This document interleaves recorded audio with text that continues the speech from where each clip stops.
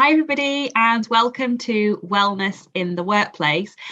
Today I'm chatting to Zeenat Noorani. Hi Zeenat, tell us about yourself.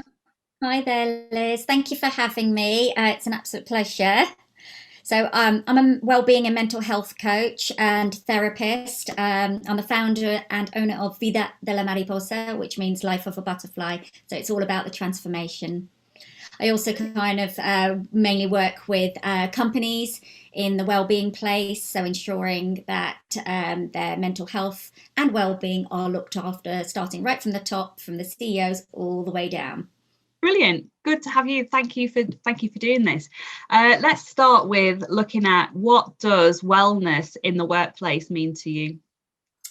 Right. Right now that's a massive thing. So, employee wellness is absolutely essential for businesses and organizations in order for their success to happen and productivity.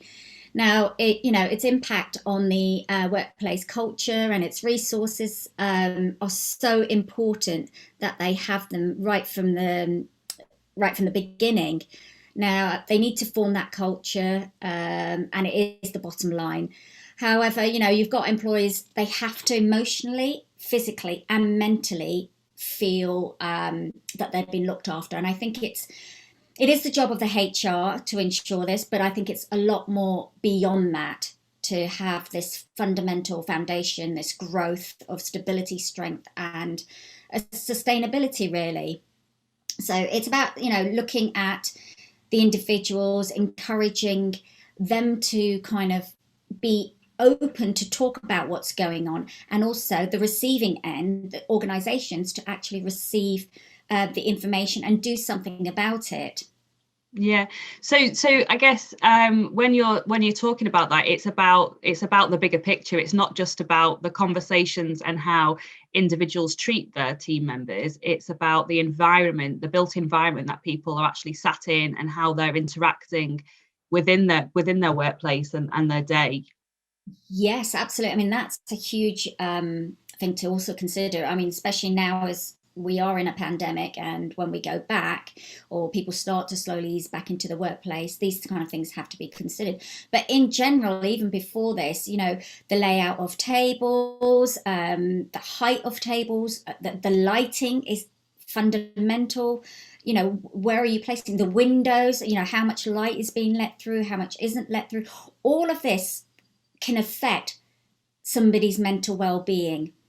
We don't realize it till we start getting symptoms. I remember in one of my workplaces, I used to constantly get headaches, and it was actually due to the type of lighting they had there.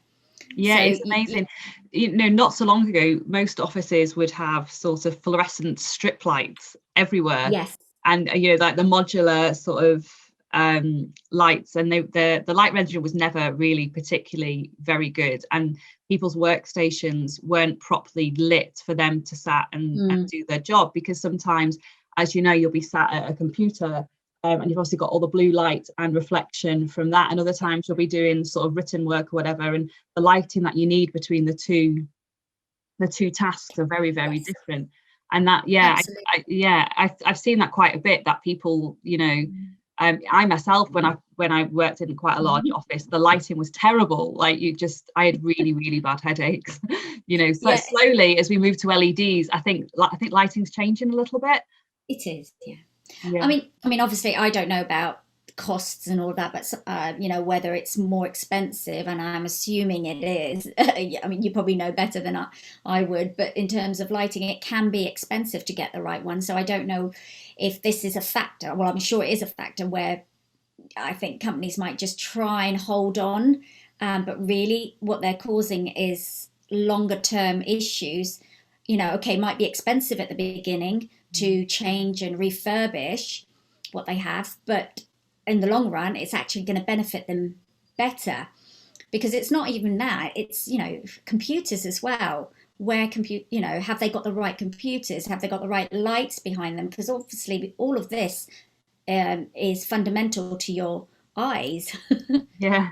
No, absolutely. And knowing that like we're talking about, like the built environment, and it can support performance and aid mental and physical health, do you think there's enough that businesses are doing to help support the workforce? Well, I believe that there are a lot of companies and organizations out there that are doing this really, really well and are taking on board more of the things that are important in order to have that productivity at the end.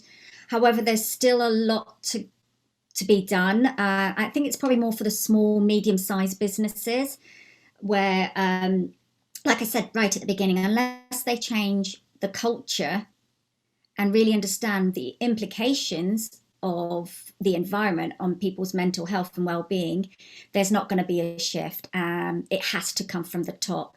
They Yeah. need to start investing and getting experts in to talk to people, to talk to, to inform themselves as leaders, to say, okay, what is it that I know? What is it that I don't know that's going to affect my employees in this environment that they're working? Yeah, absolutely. I was talking to someone the other day about the expectation when somebody goes for a job, and people, when they take a job, it's not just about going, oh, I'm going to get this job, I'm going to get paid X amount of money. It's like picking Mm, a restaurant to go to. People are going and like, oh, look at the facilities that yeah, they have got for me, um, for when I work there, and now people have all been sort of locked away working in their homes. I think the expectation, expecting people to go back to the workplace, and if they don't have that care and that nurturing environment, I think mm, it's going to be really hard for people to actually to go back and want to go back. We've all been so used now to sort of sat at home on yes, Zoom doing meetings and being in isolation. You how a business owner is going to get people out of their comfy clothes and actually back into the workplace if there's nothing to pull you? Like, why yeah, would you want to go back somewhere if it is yeah. badly lit and you've got an uncomfy chair and the environment's not right? Yeah, they're going to have to make a shift in terms of what they're going to do to bring their employees back. Um, the benefits, what's going to entice them. Think about, okay, if they, many people working from home might have taken up new sports in looking to get, they're getting fitter and healthier.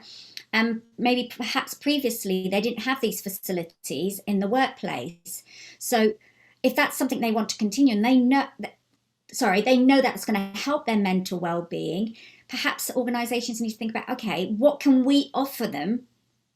Say, Yeah. okay, we have a membership for you to go to the gym, or we're gonna got enough space to construct a social room, a Yeah. well-being room, some sort of um, area that's going to entice them to come back, I think. And it's going to be a big one. It's not an easy task. Yeah, I mean, I just think sort of gone are the days. Say you've got an office of 100 people. I don't think you're ever going to get now 100 people all turning up on a Monday, No. on a Monday morning. Businesses don't need to give each, hot desking we've spoken about before, and it's Yes. sort of like, that I think that will happen more almost. And this idea of flexi space, and what can people do with an office space if they don't need to have that many fixed desks, they don't need to have as big as offices, and what can we do for people that's flexible? So maybe there are social times, maybe there are places for Mm. collaboration, and what that can look like for people. Yeah, and I think that's where it's going down. There are lots of more office places opening up, like you said, flexi places. I mean, I use an office space myself. At the moment, I'm not going in, but generally I go in and I hot desk, which is absolutely fantastic.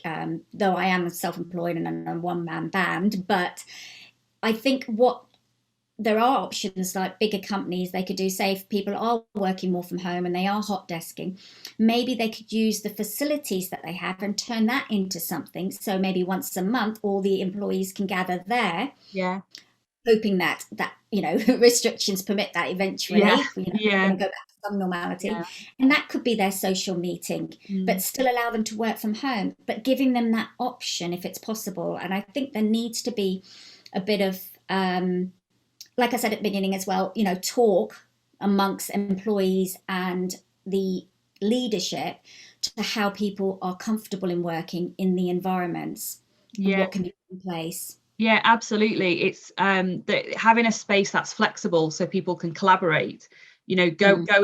Older senior members go in to look after juniors who are trying to climb the ladder, but in an environment which is comfortable, not stagnant. Like, gone should Yeah. be the days where people don't need to sit in rows of long desks anymore. It just feels barbaric, doesn't it? Yeah. When actually, I think this last year, everyone has like really, really missed that social interaction, and now there's an opportunity for people to give that back and to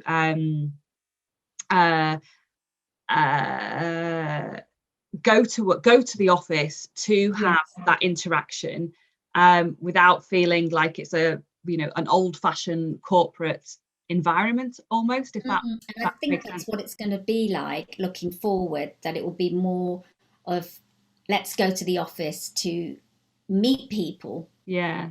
And I think they need to create that welcoming environment, whether it's the chairs, it's a lounge area, and if people choose that they want to stay and work there, because all these facilities, if you look at the co-working spaces, they have that. Many places are kind of, I look at a few of them and go, wow, that is Yeah, fancy. absolutely. The likes of WeWork, for instance, it really is it's a consumer office. You go there, you can hot desk as a sole, when you work for yourself, businesses can rent a few desks or whatever.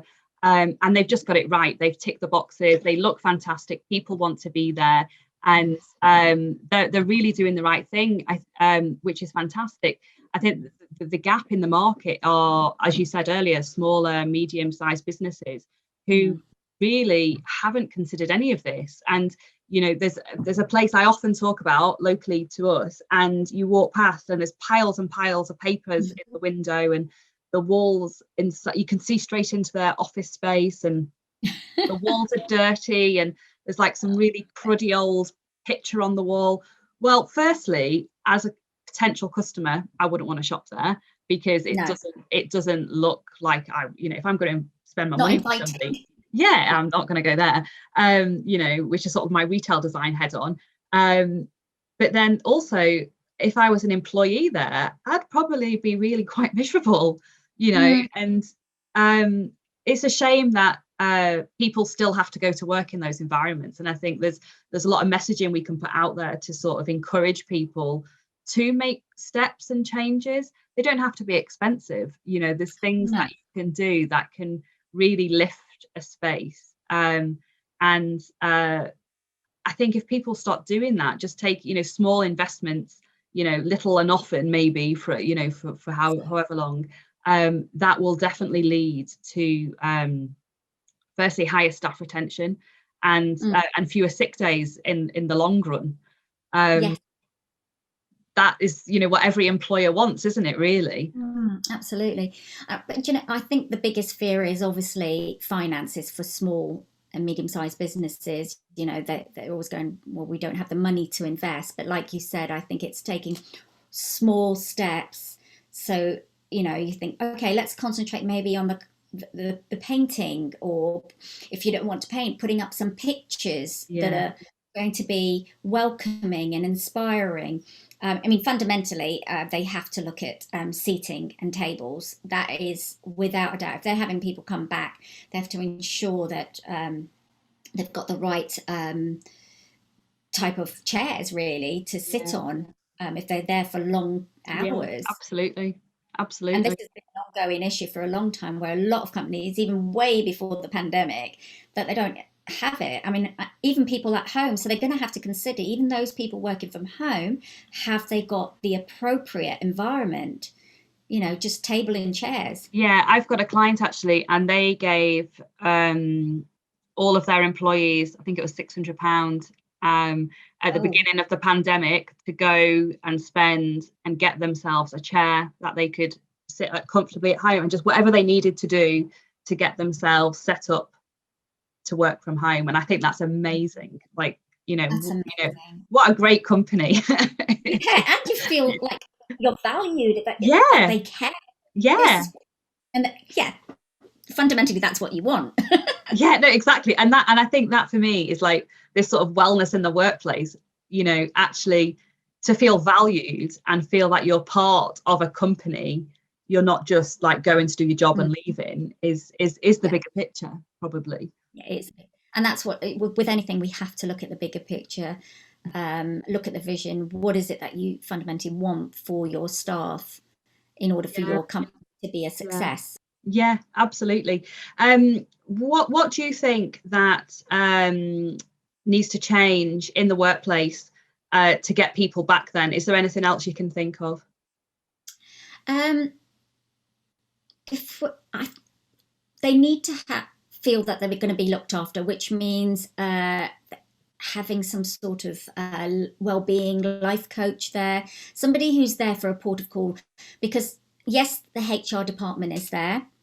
However, they can't be everywhere because they do a lot.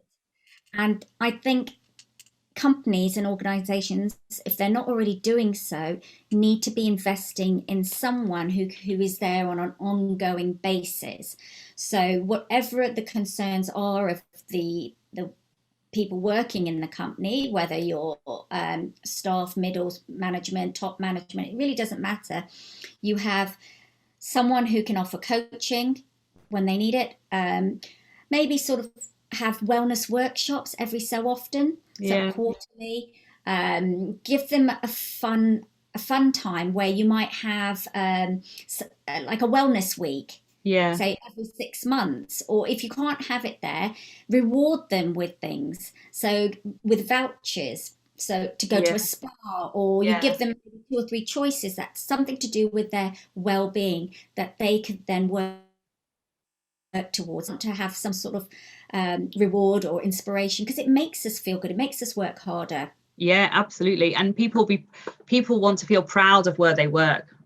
Absolutely. So I think these little things have to be put into place. I mean, for me, as a coach, my mission is to go into companies and be there on an ongoing basis. So I go in, I do quarterly workshops with them.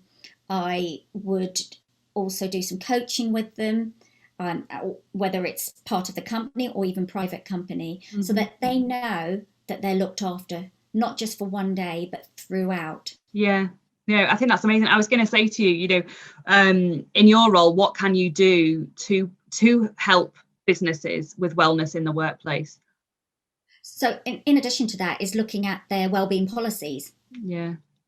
Looking at their environment, what's fitting for them. It's a bit like with you with the design and things. I might say, well, you know what, the way you're sitting isn't appropriate for your mental health. What kind of chair or the table or the color scheme in here, because we get our moods from the color schemes. Absolutely.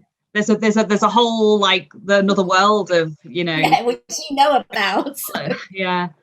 So I would talk about these things, and I would look at their policies and say, okay, what's working, what's not working, what can we put in place? That's kind of what I would offer in my role as a coach. No, that's really good. I could talk to you all day about this. It's such an interesting topic, but I will wrap it up. Just before we do, how do people get in touch with you? So they can find me on LinkedIn, Twitter, Instagram, Facebook. Probably LinkedIn's the best option, but I'm also available through my website, which is www.zeenatnoorani.com.